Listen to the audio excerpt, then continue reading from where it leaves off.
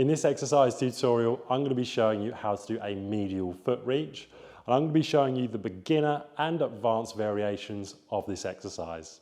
So firstly, all you need to do is come into a position where your feet are hip width apart, and then from that position, you're going to have one leg that's going to be your standing leg, and the other leg is going to be the one that you are doing that medial foot reach with. In this example, in the first one, I'm going to take my left leg as my standing leg, the one that's always in contact with the floor. My right leg is going to be my leg that comes out to the side.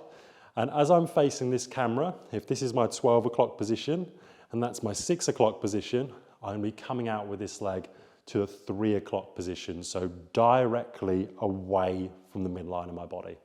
So what I want you to do is you're going to bend this standing leg as you tap out to the side and come back in.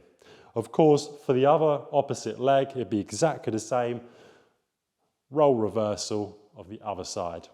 If you wanted to do the harder variation, you really wanted to work on your ankle stability, as opposed to tapping out to the side and coming back in, what I want you to do is bring the leg away from the body, don't tap it out, but tap it when you come back in. So what that would look like is I'm going to bend this knee, stabilize and come back in.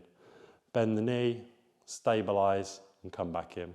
That is how to do a medial foot reach with both the beginner and advanced variations.